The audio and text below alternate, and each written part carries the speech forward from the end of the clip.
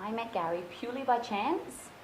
I was up at Kennedy Terrace in the offices, and I was actually looking at another prospective investment strategy through another gentleman, and just happened to bump into Gary and started having a bit of a conversation. The conversation went along the lines of, are you interested in investing and buying something below bank value?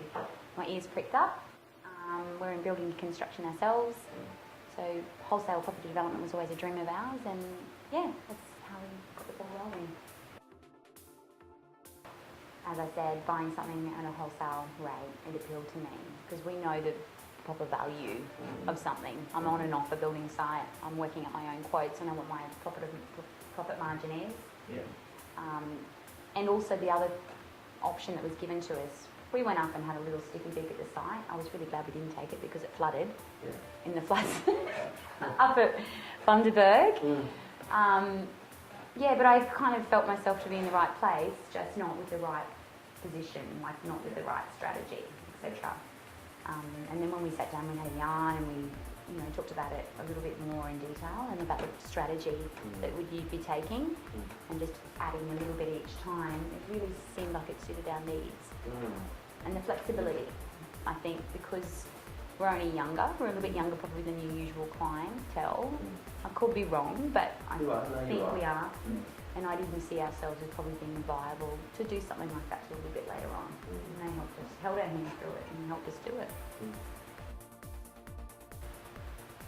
Buying at wholesale in our context is more about the comparison between buying below bank value versus buying above bank value.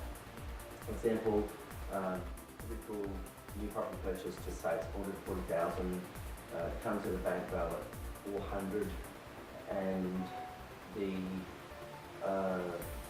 objective with our strategy, as you know, as you've discovered with this current project, it's been fantastic, is that the purchase price will be 10 to 20% below the bank value. So we use the term wholesale so that people like me on the street, myself, or in the road, whatever, can clearly understand here's wholesale, here's retail, and it's just so we use that term to easily talk about it. Well, I guess the profit that we give away is really incidental. It's actually not the main, that's one of the symptoms or the benefits of what we do, but the main reason why we encourage this sort of purchase, especially when it's in a super fund environment, is because the traditional negative gearing strategy does not work in a SMSF environment, period. It doesn't work. So what does work, let's talk about what does work. What does work is that when you purchase a property below bank value, it simply means that we don't have this massive deposit tied up in the property, because when a SMSF purchases a property in a leveraged environment, not only do we have the deposit tied up, but a SMSF cannot borrow or access the equity when that property goes up in value. So what's the solution? Buy below bank value, avoid the problem. One of the symptoms is you get to keep the profit. How cool is that? Yeah, that's pretty It's a really cool outcome. Yeah. Look, I've had my hand held, I think. It's all very new to me, even just what is a SMSF, or if it's a fun thing anyway. But I feel like I'm part of something. I'm given access and online access to all my information. I can see what's going on, and quite a clear procedure. Everyone just goes into their role.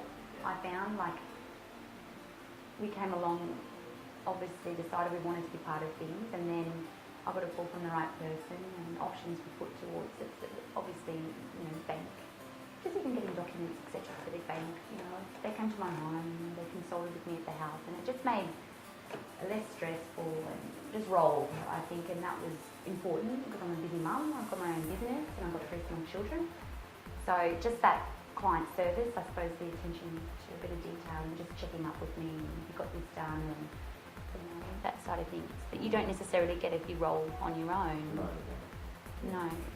I mean, in the traditional, what we call retail purchase, is what it is. It's a retail purchase, it's very simple, but at the same time, what it is with simple has got these catastrophic problems that follow it in the future, which is not drawn to your investor's attention because it seems so simple. What's to worry about when it looks so simple?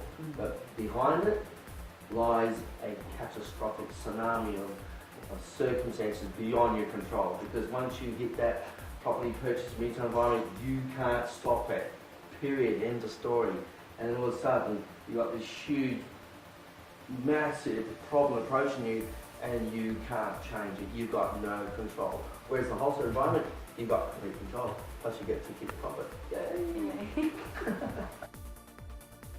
Yeah, of course. I'll go again. Depending whether I want to hold on something and stay there for a little bit. Look, we've worked out our plan, but situations change as well. The idea is to keep recycling the money.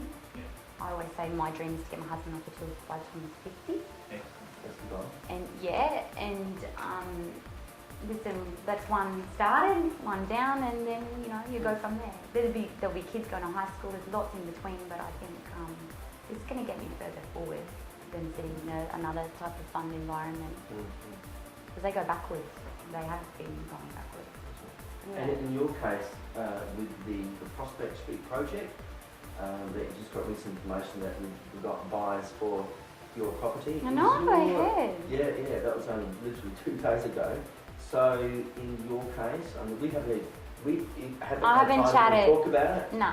But at the moment, your gut feeling, is it to take the profit now or to hold the property, recycle the deposit and go into the next project? What's your gut feeling? My husband, I have to listen to my husband because he's good he's always the one who's good like that. I sort of would say take the profit and run. Let's go overseas. No, but he sort of said that's what we started. That's a strategy. The strategy is to recycle. So we'll just stick to the plan. There's the plan. And that is the plan, because the solution that's created with this particular strategy is to accumulate assets. Yes. And so the reason why we don't go into retail is because we can't accumulate assets. Once we purchase that one property, that's it, done. You're stuck for maybe another 10 to 15 years before you accumulate the next amount of deposit going to the next property. Whereas in this strategy, at the end of the project, we refinance out, you deposit back, go on the next one. There you go. Exactly, everyone's happy. Yeah, that's good. And it grows. Instant growth on the entry point, that's the key. As you know, in construction, you get it. That's it.